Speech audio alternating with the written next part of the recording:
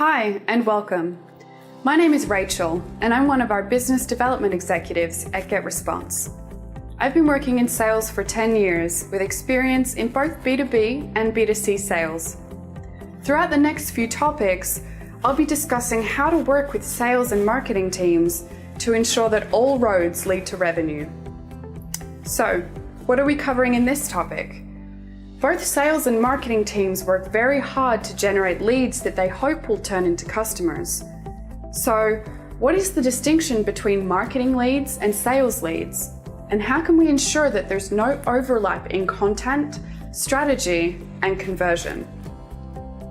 In this topic, we're going to take a look at the difference between sales leads and marketing leads, why we need to make a distinction between them, and the most effective way to transition leads between sales and marketing. First, let's take a look at an example of an inbound funnel. You can see that this funnel has 4 stages that take us from the very top of the funnel down to a sales qualified lead. This is a typical marketing funnel, not to be confused with a sales funnel. Having a strong funnel ensures that your prospects are going on a journey and turning into eventual buyers instead of just being hit with advertising and never being given any incentive to move forward. The first stage of our funnel is an engager. These are people at the top of the funnel. They may have visited your website, attended a webinar, or downloaded a piece of content. Think of them as one-touch visitors. They have engaged, but they're not close to being a prospect yet. This is just your first handshake. Next, we have our prospects. These are our repeat offenders. They are people who've started engaging more regularly and perhaps even in specific content. They might be visiting pages on your website related to particular things or even related to particular products. Their interests have narrowed and become more specialized. This now takes us to one of our key focuses, the marketing qualified lead.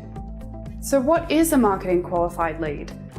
As we can see here, it's a person that the marketing team identify as having the potential to become a prospective customer. Our language is important here, and we'll come back to this a little later. There are a few things to look out for when you're judging whether something is a marketing lead.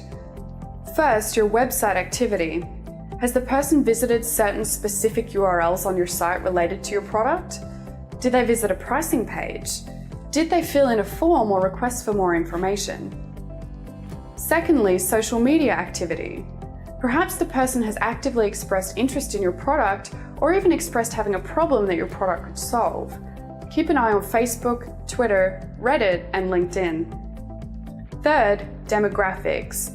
Do they fit the ideal customer profile of your product? And fourth, job title. Do they fit your usual buyer? We've already looked at buyer personas.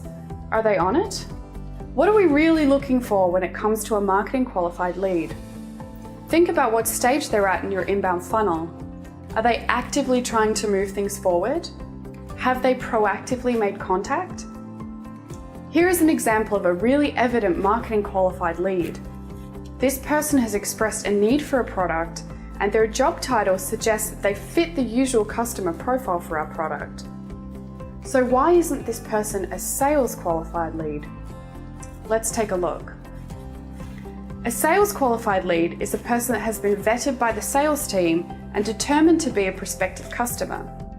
So if we take a look back to the language used in our definition of a marketing qualified lead, we see the difference. The person has transitioned from marketing to sales once they've become a prospective customer, not just someone with the potential to be one. There are a few things that really distinguish a sales lead. Firstly, a discovery call. Usually a salesperson will conduct a discovery call to uncover the nature of the lead. Do they meet the usual criteria to be considered a valid prospect? We'll cover more on this later when we specifically dive into the nature of the discovery call. Secondly, engagement. Are they asking questions? Have they proactively reached out to someone for more information? Do they want to speak to sales? Third, company profile. Much like marketing, sales will look at the profile of the customer to see if they fit the traditional buyer for them. And finally, the need and intention. One of the biggest identifiers between marketing and sales leads is the intention to buy that's been expressed by the buyer. For most, this is the trigger that pushes the person to the next stage of the funnel. Obviously, not all leads are created equal. It's important for us to distinguish the validity and quality of the lead before we pass them between the teams. The lower they are in the marketing funnel, the more ready they are for sales. But let's take another look at that funnel. Remember, marketing qualified lead is a stage in the funnel, not the end game. What we need to understand is when a lead should be passed to the sales team. The pinnacle moment in this funnel is when a lead becomes an opportunity for a sale. In other words, a prospective customer. This is the prime time to pass the lead between teams to start their journey through a sales funnel. Why? Because as marketers, our job is done. Passing the lead effectively is just as important to ensure that the customer is treated well and nothing goes missing. The key to this is to have really strong and open communication between your sales and marketing teams. Both teams should have an understanding of all ends of their respective funnels and should understand how leads are classified and nurtured. Marketing teams should regularly engage in sales meetings and vice versa to improve the flow of information and feedback on leads. Make sure to put the customer first. The aim is to make their journey as smooth as possible. Now that we have established the flow of leads and distinguishing marketing leads from sales ones, we can go into more detail about how to treat these leads as prospective customers. In the next lesson, we'll talk more about identifying what type of buyer you might be dealing with and how to work with them according to their buyer type. Thanks for listening.